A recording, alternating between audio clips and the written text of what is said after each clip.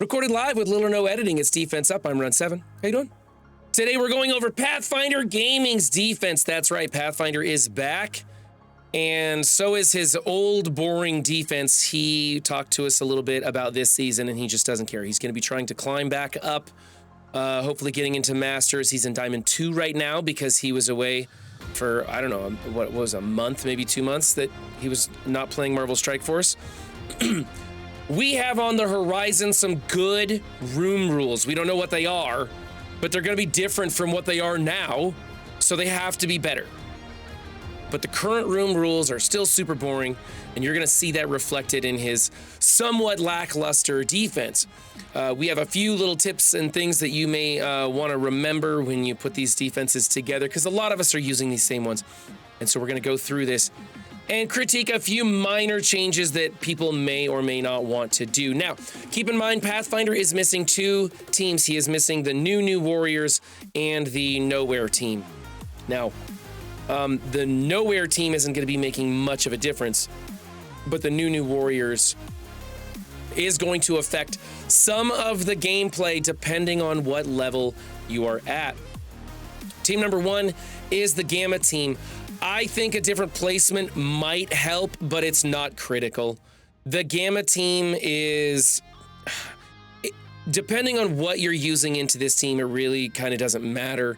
I personally like to swap Abomination with Green Hulk for placement-wise. But other than that, it doesn't really matter. I'm still going to give this one an A. It's nothing to get excited about. Don't use them as fortifiers in the portable shield device unless you're going blue 5 fortifier on somebody. We were talking about fortifier as a choice for characters nowadays. Blue 5 fortifier is a great choice because of that 50% drain mechanic on it. However, getting to blue 5 sucks because everything less than blue 5 is virtually useless and you don't want it on any character at all. And so you have to be prepared to go all the way if you're gonna go the fortifier route. This team works just fine with these ISOs, or a full healer Gamma also works well too. All right, moving on. Team number 2 is the Unlimited team in Resurrection Protocols. It is the go-to choice for a lot of people.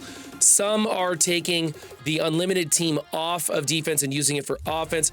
Pathfinder might want to consider doing that, not having the New Warriors to deal with things. That way he can use them against teams like Darkhold.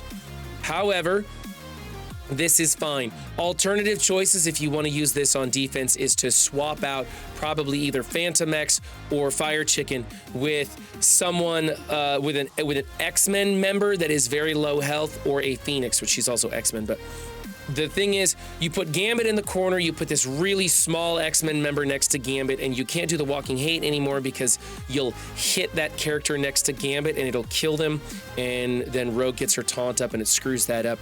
The Phoenix has similar tendencies with, she's also got that cleanse, and it makes it a trickier matchup, so you could take it to the next level with that.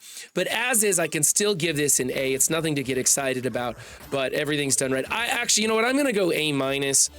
I would like to see Rogue as a striker rather than a skirmisher. That's not a total fail. She does work well as a skirmisher, but she's a kind of a good damage dealer on this team, and that would help.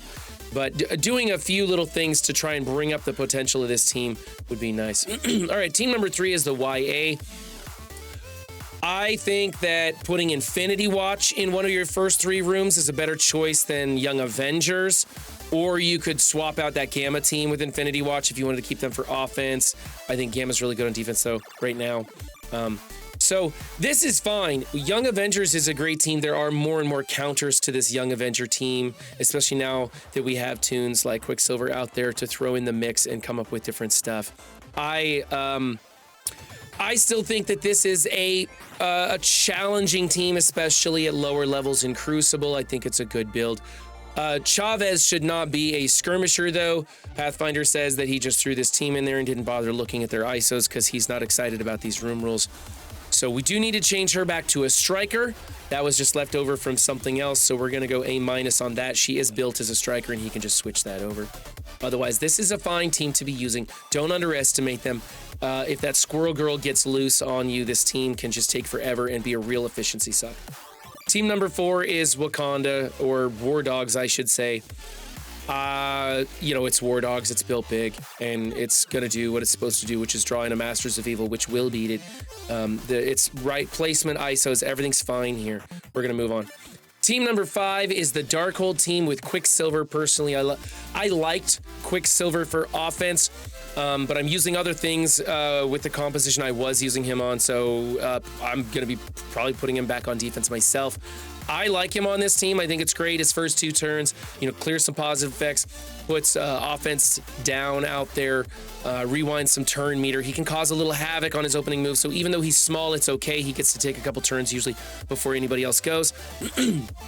Pretty good fit. Plus, he can summon in that Scarlet Witch, which goes well with this team, so it's not bad. However, and this is where this defense differs from other people's defense, Pathfinder doesn't have the new warriors. So when you come back here to Creeping Spiders and you find Tangled Web Eternals, you're going to need to probably mirror that. He's going to probably need to mirror that with Tangled Web Eternals because he doesn't have the new warriors to deal with it.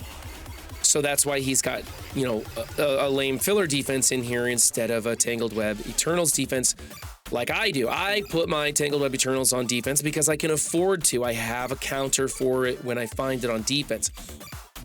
That means he's going to be limited in his options of what he can use when he finds a Darkhold member or Darkhold composition in room 5.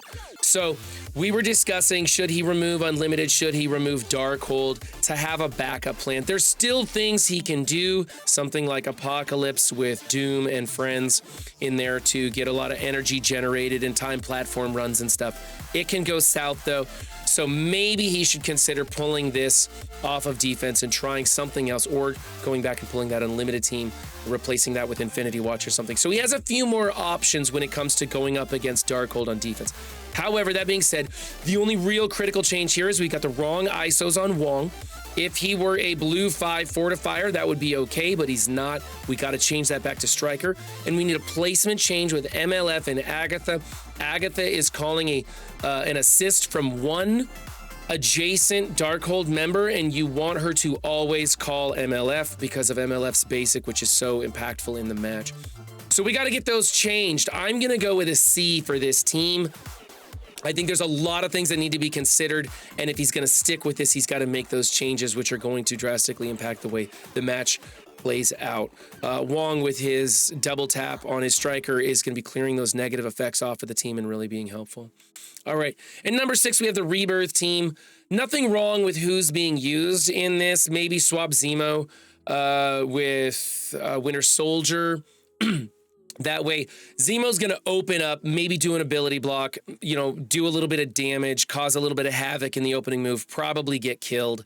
But his passive is going to be speeding up Winter Soldier. And then when he dies, there'll be that gap placement between Captain America and the rest of the team, which is useful.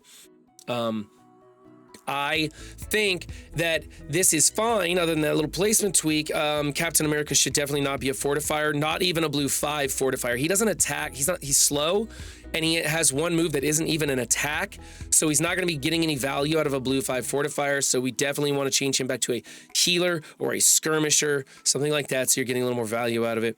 And then Zemo's a fine choice. You could also put in other things in here. I don't like Nova in here. The idea sounds great, but Nova tends to not really be that effective in here. Quicksilver can cause some problems on this team. There's a lot of different things. Green Hulk is a great choice too as a 5th. Just don't use US Agent. US Agent's garbage. He doesn't really add any value to this team, not in Crucible anyway. The best thing that Pathfinder can do to this team is build it bigger. I think when you start getting up over 1.1, 1.2 million, you're limited on what works against this team. Some people were using Death Seed. I was using Death Seed and Quicksilver, and it was working great. But when you get over 1.2 million, that team starts to struggle, killing the Peggy, making sure she's dead. If Peggy starts reviving people, she refreshes their revives in the room, and it's not supposed to happen, but that's just, they're not going to fix that. We're too close to the end of the season. So the Death Seed doesn't work. A lot of people are actually using an Undying composition into this instead. And again, with what Pathfinder is using in the rest of his offense and defensive lineup, he may not have that Undying composition available to him. And so that's why we're talking about removing some of his offensive choices. Now, he's going to keep it this way. He's a pro, and he's going to struggle through and grind his way back up to Masters, but he wants to do it the hard way. He wants to challenge himself, and he wants to have more challenging defense for his opponent. I think he is up to the challenge. If you think you're up to the challenge, then you can try out a defense like Pathfinder's, and if you don't like that, well, then go find Pathfinder, because he's out there making content. Again, I'll put his links in the description below. He'll help you find your path. And in the meantime, let's all, hold hands and struggle through the rest of this season. Better days are in front of us as far as Cosmic Crucible is concerned. Heck, as far as a lot of different things in Marvel Strike Force are concerned, better days are ahead, and we're all looking forward to them. Remember, guys, don't just have a good game, be good to yourselves and others too, and I'll see you next time. Bye.